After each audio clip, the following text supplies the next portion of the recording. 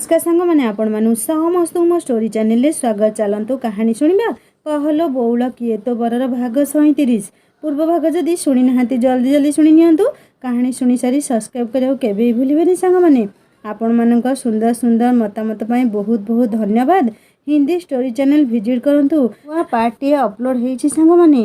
आपण माने कहानी शुणी सारी सब्सक्राइब निहाती करिवे। एबे चलंतु कहानी रे आगो को बढ़िबा। एबे संपूर्ण हजि जाइछि राति प्राय 12टा ऊपर हेबो। फोन रिंग हैला। आज को गोटे सप्ताह हलानी आकाश बाबू ड्यूटी जोगु कथा होई पारि नाहंती रूपा सह। आज समय पाई कॉल करिसेंती। रूपा फोन टी उठेइबो कि नहीं भाबुछि। आभा फोन उठेई किछि कहिबा आगरु से कहिले आभा केमिति अछ। रूपा इशारा करी कहला कह मु सोई जाइछि बोली। हां मु भलो अछि नानी सोई पड़िलानी। आकाश बाबू फोन रखिले खूब उदास होई। 8 दिन परे टिके फ्री हेली कथा हेबाकु जे आकाश बाबूंको मनरे भी अनेक आशंकार झड़ माड़ी आसिला। जेमिति कौन किछि हेला कि मो रूपार। पुणी मन को बुझेइले ना ना राति अनेक हेलानी तो सोइबनी कौन मिछटारे ताकू अनेई बसिबो। काली राति को निश्चय फोन उठेइबो मो सुना। आकाश बाबू सिना निजको बुझेई देले हेले सतरे कौन मन बुझीगला तांकर। ताहले आखिरु निद कुआडे पळैला। रूपा मध्य सेई एका परिस्थितिर मुकाबिला करुछि। कथा सिना हेलानी हेले निजको खूब दुख लागुछि। 7-8 दिन परे कॉल करिथिले केते कष्ट होइथिबो तांकु आजी। रूपा निजको निजे गाली करुथिला रातिटा सारा। राति पाहिला अनेक आशा आउ स्वप्न को नै रूपा निजर बैग पैक करू करू भाबुछि आकाश बाबूंको पई कोन नै जीवो। आज जाए से तांको जन्मदिन मध्य केबे पचारि बुझिनी। जदि आगकु थिबो कोन गिफ्ट गोटिए देई पारंता तो। निजको निजे खूब स्वार्थपर झीटीए बोली भी भाभी नेला। काली कटक गले निश्चय पचारि नेबो हेले काली तांको पई कोन नेबो सेई चिंतारे रहिला रूपा। निज आंगुली रे आकाश बाबू पिंधेइथिबा मुदीटिकु अनेइला खूब अनुरागरे। निज छाती रे चापी धरी अनुभव कला जेमिति आकाश बाबू ताकू खूब झुरी हेउछंती। से कहिला मु आसुछि परा तमको सरप्राइज देबाकू। तम सह कथा न होई मते कोन भलो लागिला आदौ भी नुह। रूपा ता मामा को कहिला मामा शैलजा पई किछि गिफ्ट नेबी खाली हाथ रे केमिति जीवी जे। राजेश्वरी देवी एसबु विषय खूब सचेतन। जमीदार परिवार गाड़ी मारे कोनोसी आँच केबे न आसु सेई कथा से सबु बळे चाहंती। हाँ हाँ आभा को सांगर नै कोन किणी आन जाई खाली हाथ रे जीवाटा भलो कथा भी नुह। पा आभा को नै मार्केट भितरे पसी भाबुछि कोन नेबो आकाश बाबूंको पई। ए गिफ्ट किणिबा खूब कष्टकर व्यापार। से शैलजा पई किछि कॉस्मेटिक आउ किछि गिफ्ट पैक करेला हेले जहा पई आसीथिला तांको पई कोन किणिबो से। आभा ठीक जानिछि रूपार मन कथा। से कहिला एते कोन भाबुछु नानी गोटिए भलो दामी हाथ घंटा किणी नेउनु तांको पई। रूपा आश्चर्य अनाइला आभा मुहको। सतरे छोट हेले भी खूब बुद्धि तार। गोटिए सेकेंड रे आभा तार समस्या समाधान करिदेला। दुहे HMT शोरूम रु खूब सुंदर आउ दामी घंटाटिए बाछि आकाश बाबूंको पई पैक करेले। रास्ता रे आसु आसु मन को आसिला आकाश बाबूंको पई ड्राई फ्रूट रो लड्डू बनेई नै जीवो। बिचारा को केते काम बोझ पडुछि खाइबा को भी समय पाउ नथिबे। एई लड्डू रे खूब शक्ति अछि बोली जेजेमा कहंती। देसी घियो जेते प्रकार सुखिला फल आउ गुड़ रे तयारी होइथाय बोली गोटिए खाइले पेट भरा लागे। संध्यारे रूपा शैलजा पई लड्डू नेबी कही निजे तयारी कला। डब्बा पैक गिफ्ट भी पैक सबू रेडी केवल राति पाइबा को अपेक्षा रहिला। आज भी सोई पड़ला रूपा आभा को कहिला तार भी फोन आसिले कहिबू मु सोई पड़िछि। हौ हौ मु कहिदेबी तू व्यस्त हो ना तू आराम रे सोई जा। तोर तो सबू भलो काली कटक बुली जीवू मते किए बा पचारुछि। बापा तोते नेउछंती सांगरे मो कथा तो काहारी भी चिंता नहीं। अरे आभा तोर क्लास अछि परा केमिति जीवू आम सहित। आज भी राति 11:30 पाखापाखी हेबो समय आकाश बाबू रूपा पाखकू रिंग कले। काली अधिक राति जोगु रूपा सोई पड़थिला भाभी आज जल्दी टिके कॉल कले से। हेले दिन जाकर क्लांति जोगु रूपा मिछरे सोईबा अभिनय करू करू ताकू सतरे निद लागि जाइछि। फोन झट करी आभा उठेई कहला हेलो हेलो किए कहउछंती। आज भी रूपा बदले आभार कथा शुणी से टिके व्यस्त होई पड़िले। रूपार कौन हेछि तांको फोन काहेकि उठौनी से। अभिमान ना राग करिछि ना देह कौन ଖରାପ ହେଇଛି ତାର? ମନରେ ଅନେକ ଚିନ୍ତାର ବାଦଲ ଛାଇ ହୋଇ ଯାଉଥିଲା ଆକାଶ ବାବୁଙ୍କର। ସେ ପଚାରିଲେ, ଆଭା କେମିତି ଅଛ ତମେ? ଆଭା ବୁଝିପାରୁଥିଲା ସେ ନାନୀ ସହ କଥା ହେବାକୁ ଚାହୁଁଛନ୍ତି। ହେଲେ ତା ନାନୀ ଆଜିକାଲି ଖୁବ୍ ଫୁଲେଇ ହେଉଛି। ସେ ଆଉ କିଛି ପଚାରିବା ଆଗରୁ କହିଲା, ନାନୀ ଶୋଇପଡ଼ିଛି। ନାନୀ ଦେହ ଭଲ ଅଛି? କ'ଣ ମୁଣ୍ଡ ବିନ୍ଧୁଛି ତାର? ଆଭା ଭାବୁଥିଲା, ଆଚ୍ଛା ଡାକ୍ତରବାବୁ ତାହେଲେ ନାନୀର ମଝିରେ ମଝିରେ ମୁଣ୍ଡ ବିନ୍ଧେ ବୋଲି ବି ଜାଣିଛନ୍ତି। କେତେ ଚିନ୍ତା ଲୋ ମାଆଙ୍କର। ସେ ତାଙ୍କ ବ୍ୟସ୍ତତା ଦେଖି କହିଲା, ନାଇଁ ଆଜି ତାର ମୁଣ୍ଡ ବିନ୍ଧୁନି ଯେ, ହେଲେ ଜଲ୍ଦି ଶୋଇପଡ଼ିଲା ସେ। ହଉ ମୁଁ ରଖୁଛି ତାହେଲେ ଫୋନ୍। ନାନୀ ଉଠିଲେ କହିଦେବ ମୁଁ ଫୋନ୍ କରିଥିଲି ବୋଲି। ଫୋନ୍ ରଖିସାରି ଆକାଶ ବାବୁ ଚିନ୍ତା ରାଜ୍ୟରେ ଭ୍ରମଣ କରିବାକୁ ଲାଗିଲେ। ଏମିତି କ'ଣ କଲେ ସେ? ରୂପା ତାଙ୍କ ସହ କଥା ହେବାକୁ ବି ଇଚ୍ଛା କରୁନି। ସବୁଦିନ ଶୋଇପଡ଼ୁଛି ଯେମିତିକି ତାଙ୍କ ଫୋନ୍ ଉଠେଇବାକୁ ନ ପଡ଼ିବ। ଏମିତି କ'ଣ ହେଲା ତାର? ରୂପାର ଫଟୋଟି ବାହାର କରି ଆକାଶ ବାବୁ ଖୁବ୍ ଭାବପ୍ରବଣ ହୋଇ କହିଲେ, ଏମିତି କ'ଣ କରିଦେଲି ମୋ ସହ? କଥା ହେବା ବି ବନ୍ଦ କରିଦେଲ? ବହୁତ କଷ୍ଟ ହେଉଛି ଏ ହୃଦୟ ଭିତରେ। ମୁଁ ଯଦି କିଛି ଭୁଲ କରିଛି ମୋତେ ଗାଳି ଦିଅ, ଯାହା ଇଚ୍ଛା ତାହା କୁହ, ହେଲେ ଏମିତି ତମ ନୀରବତା ବହୁତ କଷ୍ଟ ଦେଉଛି ମୋତେ। ରୂପା ଏଇ କ'ଣ ହେଇଛି ତମର? ଆକାଶ ବାବୁ ନିଜର କୋହ ସମ୍ଭାଳି ପାରୁନଥିଲେ। ପାଉଁଜି ପଟକ ହାତରେ ଧରି କହିଲେ, ରୂପା ତମେ ତ ଏମିତି ନଥିଲ, ଅଚାନକ କ'ଣ ହେଲା ତମର? ମୋ ସହ କଥା ପଦେ ହେବାକୁ ବି ଏତେ କୁଣ୍ଠା କାହିଁକି? ରାଗିଛ ମୋ ଉପରେ ତମେ? ତମକୁ ତ କହି ଆସିଥିଲି ଏଥର ଜଲ୍ଦି ଆସିପାରିବିନି ବୋଲି। ଆଉ ମୁଁ ତମକୁ ଯେତିକି ଜାଣିଛି ତମେ ଏତେ ଅବୁଝା ବି ନୁହଁ। ତାହେଲେ ପୁଣି ନିଜକୁ ପ୍ରଶ୍ନ କଲେ ସେ, କ'ଣ ହୋଇଛି ମୋ ସୁନାର? ଏହା ଭିତରେ ମୋ ସୁନାର ଜନ୍ମଦିନ ତ ନଥିଲା। ସେ ତାକୁ କେବେ ପଚାରି ନାହାନ୍ତି ନିଜ ଆଡ଼ୁ। ସେଇପାଇଁ ତ ରାଗିନୀ ମୋ ସୁନା ମୋ ଉପରେ। ଓ ସିଟ୍, ହୋଇପାରେ ରାତିଟା ଖୁବ୍ ଅଶାନ୍ତିରେ ଗତ ହେଉଥିଲା ତାଙ୍କର। ଅନେକ ଦୁର୍ଭାବନା, ଅନେକ ଆଶଙ୍କାର ରାତି ଖୁବ୍ ମନ୍ଥର ଗତିରେ ଅତିକ୍ରାନ୍ତ ହେଉଥିଲା ଯେମିତି। ପାଖ ବେଡ଼୍ରେ ଅକ୍ଷୟ ଖୁବ୍ ଶାନ୍ତିରେ ଶୋଇଛି। ହେଲେ ଆକାଶ ବାବୁଙ୍କ ରାତିଟା ବିନିଦ୍ର ବିତୁଥିଲା। ସେ ଅନୁଭବ କରୁଥିଲେ କେମିତି ଗୋଟିଏ ମିଠା ଜ୍ୱଳନ ଭିତରେ ଭିତରେ ହେଉଛି। ପ୍ରଲମ୍ବିତ ରାତିଟା ପାହି ପାହି ଆସୁଥିଲା। ଦୂରକୁ ଚାଲି ଯାଇଥିବା ଅଭିମାନୀ ନିଦ ଠିକ୍ ତାଙ୍କ ସୁନା ପରି ପୁଣି ଥରେ ଆଖି ଆଡ଼କୁ ମାଡ଼ି ଆସୁଥିଲେ ପ୍ରଖର ବେଗରେ। ସେ ଟିକେ ଘୁମେଇ ପଡ଼ିବାକୁ ଚାହୁଁଥିଲେ। ସକାଳେ ଅକ୍ଷୟ ହସ୍ପିଟାଲ ପାଇଁ ରେଡ଼ି ହୋଇସାରି ଆକାଶକୁ ଏମିତି ଶୋଇଥିବା ଦେଖି ପଚାରିଲା, ଆରେ ୟାର ଆଜି ଯିବାର ନାହିଁ କି ହସ୍ପିଟାଲ? କ'ଣ ହେଇଛି ତୋର? ମ୍ୟାଡ଼ାମଙ୍କ ସଙ୍ଗେ ଝଗଡ଼ା ହେଇଛି ନା କ'ଣ? ଆକାଶ ବାବୁ ସେମିତି ଶୋଇ ରହି କହିଲେ, ନାଇଁରେ ସାଙ୍ଗ, ସେ କ'ଣ ଝଗଡ଼ା ଜାଣିଛି? ହୁଣ୍ଡି ଝିଅଟିଏ ତ। ହଁ ଟିକେ ଅଭିମାନୀ ଆଉ ରାଗି ବି ଅଳ୍ପ ଅଳ୍ପ। ହେଲେ ସେ ସବୁଠୁ ଭଲ ଏ ଦୁନିଆରେ। ରୂପାକୁ ନେଇ ଏମିତି ଏତେ ପ୍ରଶଂସା, ନିଶ୍ଚୟ ବାବୁଙ୍କର କ'ଣ ହୋଇଛି ଆଉ। ହଉ ଦୁହେଁ ସମାଧାନ କରିନେବ। ସେ ହସି ଦେଇ ବାହାରୁ ବାହାରୁ କହିଲା, ହେଲା ବାବା ହେଲା। ତୋ ରୂପା ସି ଇଜ୍ ଦ ବେଷ୍ଟ। ଆଜି ଭାବୁଛି ଲିଭ୍ ନେଇଯିବି, ଟିକେ ରେଷ୍ଟ କରିବି। ଭଲ ଲାଗୁନି ଦେହ ମୋର। ହଉ ତୁ ଆରାମ କର ସାଙ୍ଗ, ମୁଁ ଆସୁଛି ତାହେଲେ। ବାହାରୁ କବାଟ ଆଉଜେଇ ଦେଇ ଅକ୍ଷୟ ବାହାରିଗଲା। ରୂପା ଆଉ ରୁଦ୍ରବାବୁ ଚାଲିଛନ୍ତି କଟକ ଅଭିମୁଖେ। ରୂପାର ମନ ପକ୍ଷୀ କେତେ ଦୂର ଉଡ଼ିଗଲାଣି ତାର କଳନା ନାହିଁ। ଆକାଶ ବାବୁଙ୍କୁ ଅଚାନକ ତାଙ୍କ ଆଗରେ ଠିଆ ହୋଇ ସରପ୍ରାଇଜ୍ ଦେବା ପରେ ଯେଉଁ ମଜା ଆସିବ ନା, ସେ ଆଉ ଆଗକୁ ଖୁସିରେ ଭାବି ପାରୁନଥିଲା। ରୂପା ନିଜର ଦୁଷ୍ଟ ବୁଦ୍ଧିରେ ଭାବୁଥିଲା, ମହାଶୟ ଏବେ ଭାବୁଥିବେ, ଆହା ମୋ ସୁନା 2 ରାତି ହେଲାଣି ଫୋନ୍ ଧରୁନି, ଶୋଇପଡ଼ୁଛି।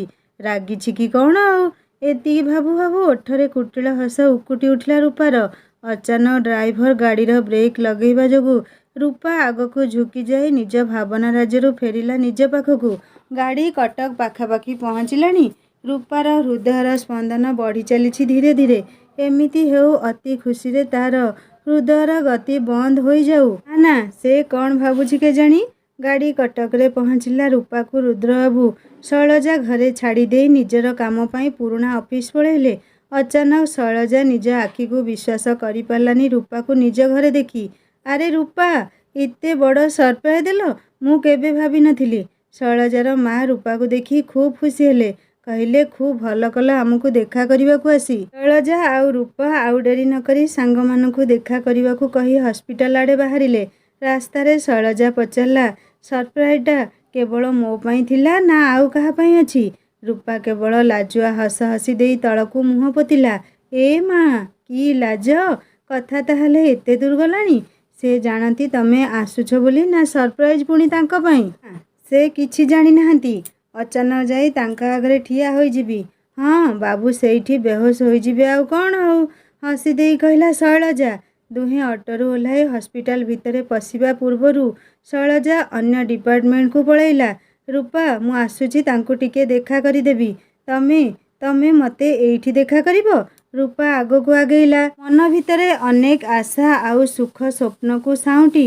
ଅଚାନକ ଆଖିରେ ପଡ଼ିଲା ଆମ୍ବୁଲାନ୍ସ ଭିତରକୁ ଚଢ଼ୁଛନ୍ତି କେତେଜଣ ଲେଡିଜ୍ ପେସେଣ୍ଟ, ଆଉ ସେମାନଙ୍କ ସହ ଥିଲା ସେଇ ଅବଗୁଣ୍ଠନବତୀ ସ୍ତ୍ରୀ ଲୋକଟି। ରୂପା ମନ ଭିତରେ ପୁଣି ଥରେ ଜାଗି ଉଠିଲା ମିନି ପିଉସୀର କାଳ୍ପନିକ ଛବି। ପେଣ୍ଟିଂରେ ଥିବା ସେଇ ମିନିର ମୁହଁ। ସେ ଧୀରେ ଧୀରେ ଆଗେଇ ଆସୁଥିଲା ଆମ୍ବୁଲାନ୍ସ ଆଡ଼କୁ, ହେଲେ ମୁଣ୍ଡରେ ଖୁବ୍ ଲମ୍ବା ଓଢ଼ଣା ଦେଖିବା ସମ୍ଭବ ନୁହଁ। ସେ ପୁଣି ମେଣ୍ଟାଲ ପେସେଣ୍ଟ, ତାଙ୍କ ସହ ଜୋର ଜବରଦସ୍ତ ବ୍ୟବହାର କରି ଓଢ଼ଣା ଖୋଲି ଦେଖିବା ବି ସମ୍ଭବ ନୁହଁ। ଏତେ ପାଖରେ ସେଇ ସ୍ତ୍ରୀ ଲୋକଟି ଅଛି, ହେଲେ ସେ ଅସହାୟ ନିରୁପାୟ। ଅଚାନକ ଦଲକାଏ ପବନରେ ସେଇ ସ୍ତ୍ରୀ ଲୋକଟି ମୁହଁରୁ ଓଢ଼ଣାଟି ଖୋଲିଗଲା। ରୂପା ଅନେଇଥିଲା ବିସ୍ଫାରିତ ଆଖିରେ ସେଇ ଇସ୍ପିତା ସ୍ତ୍ରୀ ଲୋକଟିର ମୁହଁକୁ।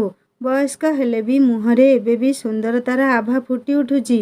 ମିନି ପିଉସୀର ପେଣ୍ଟିଂ ସହ ବିଲକୁଲ ମେଳ ଖାଉଛି କି ନାହିଁ ଭଲରେ ଯାଞ୍ଚ କରିବା ପୂର୍ବରୁ ସେ ପୁଣି ଥରେ ନିଜ ମୁହଁ ସେଇ ଓଢ଼ଣାରେ ଲୁଚେଇ ଦେଇ ଆମ୍ବୁଲାନ୍ସରେ ଚଢ଼ୁଥିଲେ।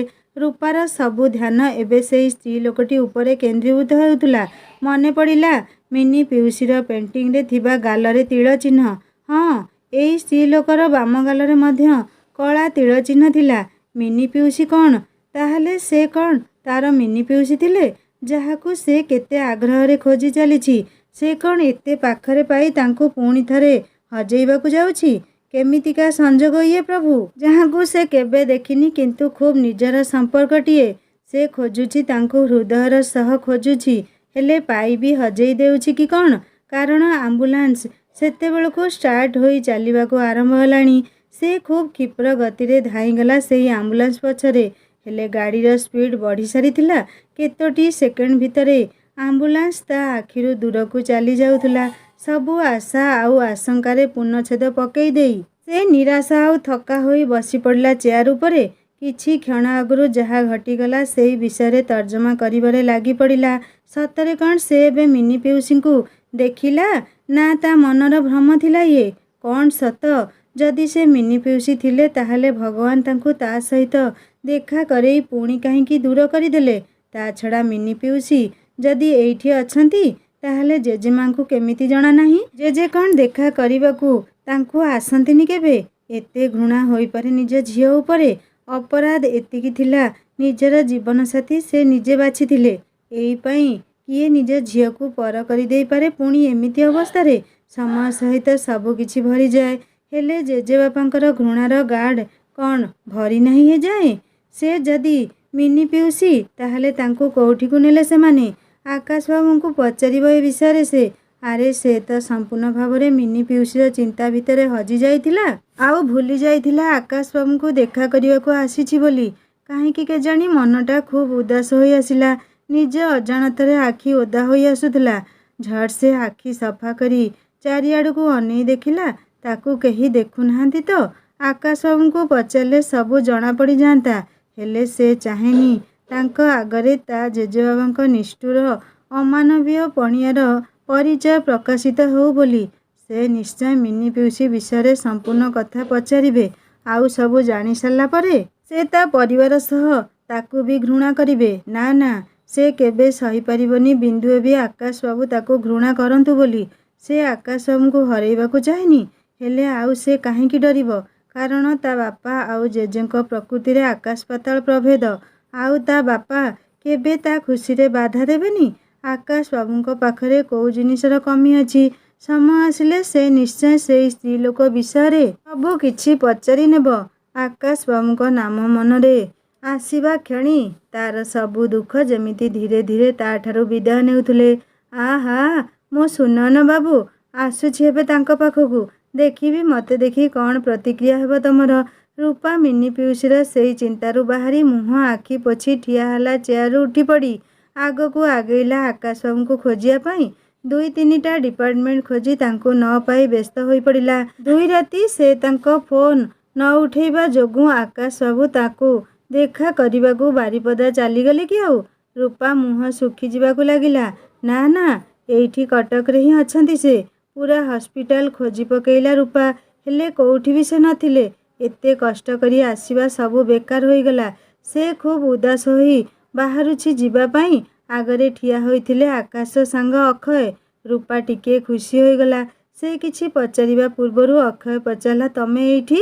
ରୂପା ନମସ୍କାର ଜଣେଇ ମୁହଁ ଶୁଖେଇ ଠିଆ ହେଲା। ଅକ୍ଷୟ ସଙ୍ଗେ ସଙ୍ଗେ ରୂପାର ମନ କଷ୍ଟର କାରଣ ଜାଣିପାରି କହିଲା, ଆକାଶକୁ ଖୋଜୁଛ କି? ସେ ଆଜି ହସ୍ପିଟାଲ ଆସିନି, ଗୋଟିଏ ଦିନ ଲିଭ୍ରେ ଅଛି। ରୂପା ବ୍ୟସ୍ତ ହୋଇ ପଚାରିଲା, କ'ଣ ହେଲା ତାଙ୍କର? ତାଙ୍କ ଦେହ ଭଲ ଅଛି ତ? ଲିଭ୍ କ'ଣ ପାଇଁ ନେଇଛନ୍ତି? ଆରେ ବ୍ୟସ୍ତ କାହିଁକି ହେଉଛ? ତା ଦେହ ଭଲ ଅଛି। ଏମିତି ଗୋଟିଏ ଦିନ ରେଷ୍ଟ ନେବା ପାଇଁ ରହିଗଲା ଘରେ। ବହୁତ ଡ୍ୟୁଟି ପଡ଼ୁଛି ଆଜିକାଲି। ସେ ରୁମ୍ରେ ଅଛି, ତମେ ସେଇଠିକି ଯାଇ ତାକୁ ଦେଖା କରିଦେଇ ଆସ। ରୂପା ଖୁବ୍ ଖୁସି ହୋଇ ତାଙ୍କୁ ଧନ୍ୟବାଦ ଜଣେଇ ଆକାଶ ବାବୁଙ୍କ ରୁମ୍ ଆଡ଼େ ଆଗେଇ ଯାଉଥିଲା। ରୂପା ଖୁବ୍ ଶୀଘ୍ର ଆକାଶ ବାବୁଙ୍କ ରୁମ୍ ପାଖରେ ପହଞ୍ଚିଗଲା। ଏବେ ପାଦ ଦୁଇ ଧୀରେ ଧୀରେ ଯେମିତି ମନ୍ଥର ହୋଇ ଆସୁଛି ତାର। ହୃଦୟର ଗତି ଏତେ ବଢ଼ିଗଲାଣି ଯେ ନିଜ କାନକୁ ଧକ୍ ଧକ୍ ଶୁଭୁଛି। ହେଲେ ମନରେ ଖୁସିର ଜୁଆର ଦେହ ମନ ପ୍ରାଣ ସର୍ବାଙ୍ଗ ସତ୍ତାକୁ ଭିଜେଇ ଚାଲିଛି। ସେ ଗୋଟାପଣେ ଲାଜରେ ବି ଜଡ଼ ସଡ଼ ଆଖିରେ ଲାଜର ପରସ୍ତ, ଆଉ ମନ କିନ୍ତୁ ଅମାନିଆ ହେଉଛି। ରୂପା ମନ କହୁଛି ଜଲ୍ଦି ଯାଇ ଆକାଶ ବାବୁଙ୍କୁ ଦେଖା କର। ସେ କବାଟ ପାଖରେ ଠିଆ ହେଲା। ଭିତରୁ ଲକ୍ ନାହିଁ ବୋଧହୁଏ, କାରଣ ଅକ୍ଷୟ ଯେମିତି ବାହାରୁ ଆଉଜେଇ ଯାଇଥିଲା ସେମିତି ଆଉଜା ହୋଇଛି। ଆକାଶ ବାବୁ ଆଉ ଉଠି ଭିତରୁ ଲକ୍ କରିନାହାନ୍ତି ତ? ରୂପା କବାଟ ଧୀରେ ଧୀରେ ଖୋଲିଦେଇ ଭିତରକୁ ଅନେଇଲା। ଆକାଶ ବାବୁ ମୁହଁ ଉପରେ ହାତ ଦେଇ ଶୋଇଥିଲେ। ପାଖରେ ତାର ଫଟୋ ଆଉ ପାଉଁଜି ଥୁଆ ହୋଇଛି। ଆଚ୍ଛା, ମହାଶୟ ତାହାରି ଫଟୋ ଦେଖୁଥିଲେ ତାହେଲେ?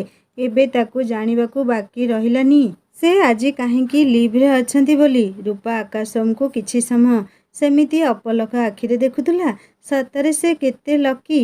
ତାକୁ ଆକାଶ ବାବୁଙ୍କ ପରି ସାଥୀଟିଏ ମିଳିଛି, ଯିଏକି ଆଗକୁ ତାର ଜୀବନସାଥୀ ହୋଇ ସାରା ଜୀବନ ତା ହାତ ଧରି ଆଗକୁ ନେଇଯିବେ। ଆଜି କେତେ ଦୁଃଖରେ ଶୋଇ ଶୋଇ ତା ଫଟୋ ଦେଖୁଛନ୍ତି ସେ। ଭାବୁଛି ମନେ ମନେ ରୂପା, ଆହା ବିଚରା ମୋ ସୁନୟନ ବାବୁଟା, ଫୋନ୍ ଉଠେଇଲିନି ବୋଲି କେତେ ଦୁଃଖୀ ହେଇଯାଇଛନ୍ତି। ଏବେ ମୁହଁରେ ଫୁଟି ଉଠିଲା ଦୁଇଧାର କୁଟିଳ ଦୁଷ୍ଟାମିର ହସ। ଭାବୁଥିଲା କିଛି ଦୁଷ୍ଟାମି କରି ତାଙ୍କୁ ହଇରାଣ କରିବାର ଉପାୟ କରିବ। ଏବେ ଖୁବ୍ କଷ୍ଟରେ ହସକୁ ରୋକିନେଲା ରୂପା। ଆଉ ଟିକିଏ ପରେ ଆକାଶ ବାବୁଙ୍କ ଅବସ୍ଥା କ'ଣ ହେବ? ସେ ଧୀରେ ସାଙ୍ଗରେ ନେଇଥିବା ବ୍ୟାଗ୍ଟିକୁ ଖଟ ତଳେ ରଖିଦେଲା। ଖଟ ପଛରେ ଲୁଚି ରହି ଆକାଶ ବାବୁଙ୍କ କାନ ଭିତରେ ନିଜର ଲମ୍ବା ବେଣୀର ଅଗ୍ରଭାଗ ଚୁଟି ପୂରେଇ ଦେଇ ପୁଣି ଖଟ ପାଖରେ ଲୁଚି ବସି ପଡ଼ିଲା। ଆକାଶ ବାବୁ ମୁଣ୍ଡରୁ ହାତ ହଟେଇ କ'ଣ ବୋଲି ଧ୍ୟାନ ନ ଦେଇ ପୁଣି ରୂପାର ଫଟୋଟିକୁ ଦେଖୁ ଦେଖୁ କହିଲେ, ଦୁଷ୍ଟ ଝିଅ, ସ୍ୱପ୍ନରେ ବି ବଦମାସି ମୋ ସହିତ କରୁଛ? ଆଉ ଫୋନ୍ କଲେ ମୋ ସହ କଥା ନ ହେବା ପାଇଁ ଶୋଇପଡ଼ୁଛ ନାଇଁ? ରୂପାକୁ ଖୁବ୍ ହସ ଲାଗୁଛି ଏବେ ବାବୁଙ୍କର ଏମିତି ଅବସ୍ଥା ଦେଖି। ସେ ଯେମିତି ପୁଣି ଥରେ ଶୋଇଲେ। ରୂପା ପୁଣି ଥରେ ତାଙ୍କ କାନ ଭିତରେ ବେଣୀର ଅଗ୍ରଭାଗର ପତଳା ଚୁଟି କେରାଏ ପୂରେଇ ସଲସଲ କରି ହଇରାଣ କରିବା ପୂର୍ବରୁ ଆକାଶ ବାବୁ ଝଟ୍ କରି ରୂପାର ହାତଟିକୁ ଧରି ପକେଇଲେ। ନିଦ ଆଉ କ୍ଳାନ୍ତି ଅବସପଣିଆ କୁଆଡ଼େ ଗାୟବ ହୋଇଗଲା ଆକାଶ ବାବୁଙ୍କ ଦେହରୁ ରୂପାର ହାତଟି ଦେଖି। ସେ ଉଠି ବସି ରୂପାର ହାତ ସେମିତି ଧରି ନିଜ ଆଡ଼କୁ ଟାଣି ଆଣିଲେ। ରୂପା ସେମିତି ଠିଆ ହୋଇଥିଲା ଆକାଶ ବାବୁଙ୍କୁ ଅନେଇ। ଆଉ ଆକାଶ ବାବୁ ରୂପାକୁ। ଅଚାନକ ଏମିତି ତାକୁ ନିଜ ପାଖରେ ଦେଖି ଆକାଶ ବାବୁଙ୍କର ବିସ୍ମୟର ସୀମା ରହିଲାନି। ସେ ତୁରନ୍ତ ପଚାରିଲେ, ରୂପା ତମେ ଏଇଠି? କେମିତି ଆସିଲ ବାରିପଦାରୁ? କାହା ସହ ଆସିଛ? ରୂପା ଅଭିମାନ ଚାଦରଟିଏ ମୁହଁରେ ଘୋଡ଼େଇ ହୋଇ କହିଲା, ଭାବିଥିଲି ମୋତେ ଦେଖି ତମେ ଖୁବ୍ ଖୁସି ହେବ ବୋଲି। ତମକୁ ସରପ୍ରାଇଜ୍ ଦେବି ବୋଲି ଆସିଥିଲି, ହେଲେ ତମେ ତ ମୋତେ ଦେଖି ଆଦୌ ଖୁସି ନୁହଁ। ହଉ ସରି, ତୁମ ଶୋଇବାରେ ଡିଷ୍ଟର୍ବ କଲି। ତମେ ଆରାମରେ ଶୋଇଯାଅ, ମୁଁ ଆସୁଛି ତାହେଲେ। ରୂପା କବାଟ ଆଡ଼କୁ ମୁହାଁଇଲା ଆକାଶ ବାବୁଙ୍କ ପାଖରୁ ଚାଲିଯିବା ପାଇଁ। ଆକାଶ ବାବୁ ଝଟ୍ କରି ପଛରୁ ରୂପାର ହାତ ଧରି ପକେଇ କହିଲେ, ସତରେ ତମେ ଚାଲି ଯାଉଥିଲ ରୂପା? ରୂପା ଛଳ ଛଳ ଆଖିରେ ତାଙ୍କୁ ଅନେଇଲା। ରୂପା, ମୋତେ ତମର ଖୁବ୍ ଚିନ୍ତା ହୁଏ। କେମିତି ଆସିଲ, କାହା ସହ ଆସିଲ ବୋଲି ପଚାରିଲି। ଆଜିକାଲି ଦୁନିଆ ସମୟ ବହୁତ ଖରାପ। ଆଉ କ'ଣ କହିଲ, ତମକୁ ଦେଖି ମୁଁ ଖୁସି ନୁହଁ? ଏମିତି କେମିତି କହୁଛ ରୂପା ତମେ? ପୁଣି ମୋ ସୁନାକୁ ଦେଖି ଖୁସି ହେବିନି? ହେଲେ ମୋ ଖୁସିଠୁ ମୋତେ ମୋ ସୁନାର ସୁରକ୍ଷାର ଚିନ୍ତା। ତମେ ଦୁଇଥର ମୋ ଫୋନ୍ ଉଠେଇଲନି, ସେଇ ଚିନ୍ତାରେ ମନ ଭଲ ଲାଗିଲାନି କି ଦେହ ବି ଭଲ ଲାଗିଲା ନାହିଁ ବୋଲି ଆଜି ଲିଭ୍ ନେଲି। ହେଲେ ତମେ କେମିତି ବୁଝିବ ସେ କଥା? ମୋତେ ହଇରାଣ କରିବାକୁ ତ ତମକୁ ଖୁବ୍ ଭଲ ଲାଗେ ନୁହଁ? ରୂପା ଆକାଶବାବୁଙ୍କ ଦେହ ଭଲ ନାହିଁ ବୋଲି ଶୁଣି ତାଙ୍କ ମୁଣ୍ଡ କପାଳ ଛୁଇଁ କହିଲା, ସରି, ତମକୁ ସରପ୍ରାଇଜ୍ ଦେବି ବୋଲି ଫୋନ୍ ଉଠେଇ ପାରିଲିନି। କ'ଣ ହେଇଛି ଦେହ ତମର? ଆରେ ଦେହ ସେମିତି କିଛି ଏତେ ହୋଇନି, ତମେ ବ୍ୟସ୍ତ ହୁଅନି। ମନ ଭଲ ନଥିଲେ ଦେହ ଆପେ ଆପେ ଖରାପ ଲାଗେ। କେମିତି ଆସିଲ ତମେ ରୂପା? କାହିଁକି ବ୍ୟସ୍ତ ଏମିତି ହେଉଛ ତମେ? ଆମ ଘରେ ରାସ୍ତାକୁ ବାହାରିଲେ ମାମାଙ୍କଠାରୁ ଅନୁମତି ନେବାକୁ ପଡ଼େ। ଆଉ ତମେ କ'ଣ ଭାବୁଛ ମୁଁ ଏକୁଟିଆ ଏତେ ବାଟ ଆସିଲି?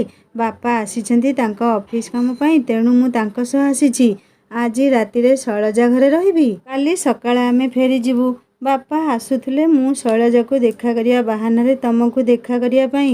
ଆକାଶବାବୁ ଶାନ୍ତିରେ ନିଶ୍ୱାସଟିଏ ଛାଡ଼ି ଖୁବ୍ ଅନୁରାଗରେ ରୂପାର ହାତ ଦୁଇଟିକୁ ନିଜ ହାତ ଭିତରେ ରଖି କହିଲେ, ମୋ ସୁନାର କେତେ ବୁଦ୍ଧି ହେଲାଣି।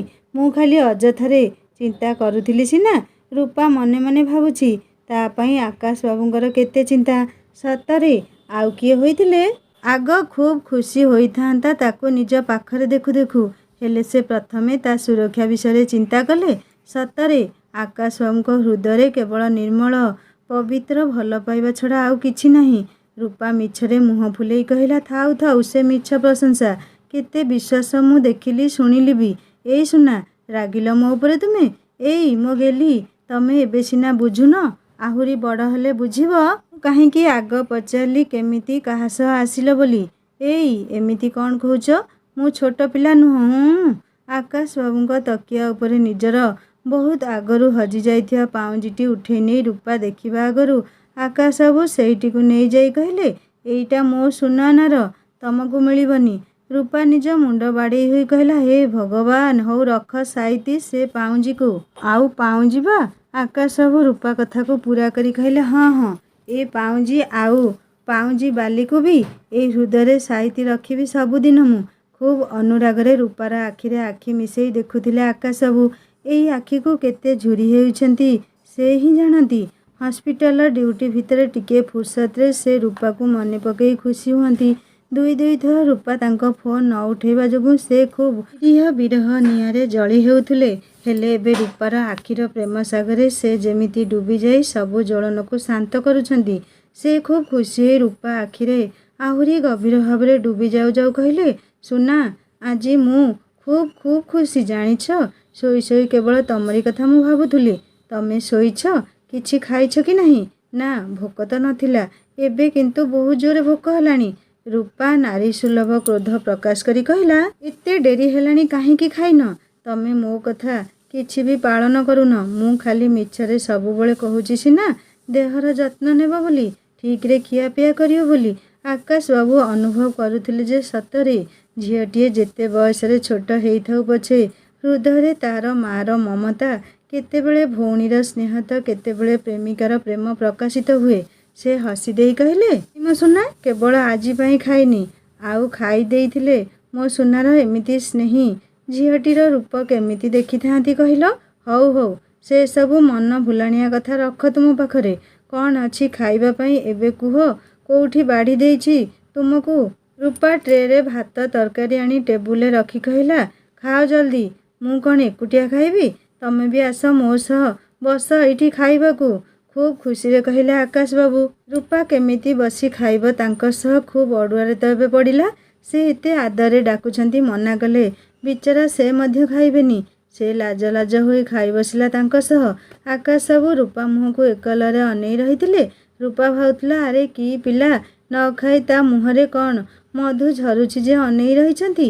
ସେ ଟିକିଏ ଖାଇବା ହାତରେ ଉଠେଇ ତାଙ୍କ ପାଟିରେ ଖୁଆଇ ଦେଲା। ଆକାଶବାବୁ ନିଜେ ଖାଉ ଖାଉ ରୂପା ପାଟିରେ ଖୁଆଇ ଦେଇ କହିଲେ, ମିଛ ସୁନା, ଆଜି ଖାଇବାର ଟେଷ୍ଟ ଦୁଇଗୁଣ ସୁଆଦିଆ ଲାଗୁଛି। ରୂପା କିଛି ବୁଝି ନ ପାରି ତାଙ୍କ ମୁହଁକୁ ବଲ ବଲ କରି ଅନେଇ ରହିଲା। ଅନେଇଛ କ'ଣ? ଖାଅ ଜଲ୍ଦି, ଗୋଟିଏ ଜାଗାକୁ ଯିବାର ଅଛି। ନାଇଁ, ମୁଁ କୋଉଠିକି ଯିବିନି। ମୋତେ ଦେଖି ତମେ ଖୁସି ତ ହେବା ପରି ଜଣା ପଡ଼ିଲାନି। ମୋତେ ତମକୁ ଦେଖା କରିବାର ଥିଲା, ଦେଖା କଲି, ଏବେ ମୁଁ ଚାଲିଯିବି ଘରକୁ। ଆକାଶବାବୁ ଅନୁଭବ କଲେ ତାଙ୍କ ରୂପା ଖୁବ୍ ଅଭିମାନ କରିଛି। ସେ ଖାଇବା ବନ୍ଦ କରି ହାତ ଉଠେଇ ବସି ରହିଲେ। ଅଧିକ କ'ଣ କିଛି କହିଦେଲା କି ସେ ତାଙ୍କୁ? ପସ୍ତେଇ ହେଲା ରୂପା। ଜେଜେମା କହନ୍ତି, କିଏ ଖାଇ ବସିଥିବା ବେଳେ କିଛି ଏମିତି କହିବନି କି ସେ ଦୁଃଖୀ ହେବ। ହେଲେ ସେ ତ କହି ସାରିଲାଣି। ବାବୁ ତା ଅଭିମାନ କ'ଣ ଭଞ୍ଜନ କରିବେ? ନିଜେ ମୁହଁ ଫୁଲେଇ ବସିଲେଣି। ଏଇ ଖାଉନ କ'ଣ ପାଇଁ? କ'ଣ ହେଲା ତମର? ଭୋକ ହେଉନି ଆଉ? ଭୋକ ପୁରା ମରିଗଲା ମୋର। କହିଥିଲ ତମେ ମୁଁ ବାରିପଦା ଆସିଲେ କହିଦେବି। ସବୁ କାମ ପଛରେ ପକେଇ ବାରିପଦା ଗଲି ସେଇ ପାଇଁ କଥା ଶୁଣିବା ପାଇଁ। ହେଲେ ତମେ କ'ଣ କିଛି କହିଲ? ଆଉ ଏବେ ଖାଇସାରିଲେ କହିବି। ରୂପା ଏବେ ଟିକେ ଟାଣ ହୋଇ ତାଙ୍କ ପାଟିରେ ଆଉ କ'ଣ ଟିକେ ଖୁଆଇ କହିଲା, ଚୁପଚାପ ଖାଇବା ଖାଅ କହୁଛି। ଦୁହିଁଙ୍କର ଖାଇବା ମାନ ଅଭିମାନ ଆଖିର ଭାଷା ଆଦାନ ପ୍ରଦାନ ଭିତରେ ସରିଲା। ରୂପା ପୁଣି ଥରେ ଚେୟାରଟିଏ ଆଣି ବସି ପଡ଼ିଲା। ଆଜି ଯେମିତି ତା ମନରେ କୌଣସି କଷ୍ଟ ନାହିଁ, ଦୁଃଖ ନାହିଁ, ଅବଶୋଷ ନାହିଁ। କାରଣ ତା ଆଖି ଆଗରେ ତାର ପ୍ରିୟ, ସବୁଠୁ ପ୍ରିୟ ନିଜର ଆକାଶବାବୁ ଅଛନ୍ତି। ଏମିତି କ'ଣ ଏଇ ଅଢ଼େଇ ଅକ୍ଷରରେ ଯାଦୁ ଅଛି କେଜାଣି? ଦୁଇଟି ସମ୍ପୂର୍ଣ୍ଣ ଅପରିଚିତ ମନକୁ ଏମିତି ଏକ ମିଠା ମିଠା ସମ୍ପର୍କରେ ବାନ୍ଧି ଦେଇଯାଏ। ଆକାଶବାବୁ ରୂପା ଗୋଡ଼ ପାଖରେ ଆଣ୍ଠୁ ମାଡ଼ି ବସି ପଡ଼ିଲେ। ତାର ଦୁଇ ହାତ ନିଜ ହାତରେ ଧରି ଖୁବ୍ ପ୍ରେମରେ କହିଲେ, ସୁନା, ତମେ ଥିଲେ ନା ଦୁନିଆ ଖୁବ୍ ସୁନ୍ଦର ଲାଗେ, ନହେଲେ ସବୁ କିଛି ବେସୁଆଦ ବେରଙ୍ଗ ଲାଗେ ମୋତେ। ରୂପା ହସିଲା ଖୁବ୍ ମନ ଭୁଲାଣିଆ ଢଙ୍ଗରେ। ସେମିତି ହସୁ ହସୁ କେତେବେଳେ ମୁହଁରେ ବେଦନାର ପରସ୍ତ ଛାଇଗଲା ସେ ନିଜେ ମଧ୍ୟ ଜାଣିନି। କହିଲା, ଆଉ ତମେ ମୋ ସହରରେ ନ ଥିଲେ ନା ପୁରା ସହର ମୋତେ ଗ୍ରୀଷ୍ମ ଜଳା ବଗିଚାଟିଏ ପରି ଲାଗେ। ନିଜକୁ ଖୁବ୍ ଅସହାୟ ଲାଗେ। ସବୁ ଥାଇ ବି ଯେମିତି ଦରିଦ୍ର କାଙ୍ଗାଳ ପରି ଅନୁଭବ ହୁଏ ମୋତେ। ଏଇଠୁ ବାରିପଦା ପଳେଇ ଆସ ନା ଇଣ୍ଟର୍ନସିପ୍ ନେଇ। ଖୁବ୍ ଭଲ ହେବ। ମୁଁ ତମ ସହ ସବୁଦିନ ଦେଖା କରିପାରିବି। ସୁନା, ଚେଷ୍ଟା ତ କରୁଛି। ବାକି ମା ଅମ୍ବିକାଙ୍କ ଇଚ୍ଛା। ଆପ୍ଲିକେସନ୍ ଦେଇସାରିଛି, ଦେଖାଯାଉ କେବେ ହେଉଛି। ରୂପା ଚେୟାରରୁ ଉଠିଯାଇ ଖଟ ତଳେ ନିଜର ବ୍ୟାଗ୍ଟି ବାହାର କରି ତା ଭିତରୁ ଲଡ଼ୁ ଡବା ବାହାର କଲା। ଡବା ଖୋଲି ଲଡ଼ୁ ଗୋଟିଏ ବାହାର କରି ଆକାଶ ବାବୁଙ୍କ ପାଟିରେ ଖୁଆଇ ଦେଉ ଦେଉ କହିଲା, କୁହନା କେମିତି ଲାଗୁଛି? ମୁଁ ନିଜେ ତିଆରି କରିଛି ସବୁ। ଆମ ହବେଲିର ସ୍ପେଶିଆଲ ଲଡ଼ୁ ଏଇଟା। ମୋ ଜେଜେମା ଆଉ କୁନ୍ତି ଦିଦି ଶିଖେଇଛନ୍ତି ମୋତେ ବନେଇବା। ଲଡ଼ୁ ଖୁବ୍ ସୁଆଦିଆ ଥିଲା। ଆକାଶ ବାବୁ ସ୍ନେହରେ ରୂପା ମୁହଁକୁ ଦେଖୁ ଦେଖୁ ଖୁସିରେ ଆଖି ତାଙ୍କର ଜକେଇ ଆସିଲା। ଏଇ ଲଡ଼ୁ କ'ଣ ଭଲ ଲାଗୁନି? କାଲି ସନ୍ଧ୍ୟାରେ ଖୁବ୍ ଜଲ୍ଦି ଜଲ୍ଦି ଏକୁଟିଆ ମୁଁ ବନେଇଛି। ମାମାଙ୍କର କ'ଣ କାମ ଥିଲା ମାର୍କେଟ ପଳେଇଲେ। ଆଉ ଆଭା କଥା କ'ଣ କହିବି ଯେ ଜଲ୍ଦିରେ ବନେଇଛି। ଭଲ ଲାଗୁନି କ'ଣ? ନାଇଁରେ, ଏମିତି ସୁଆଦିଆ ଲଡ଼ୁ ଆଗରୁ ବୋଧହୁଏ ମୁଁ ଖାଇନି।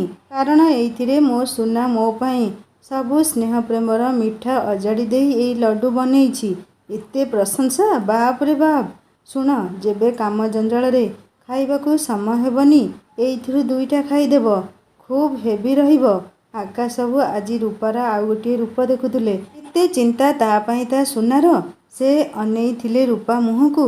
ଏମିତି କ'ଣ ଦେଖୁଛ ମୋତେ? କେଡ଼େ ମାଙ୍କିଡ଼ିଟିଏ ତ।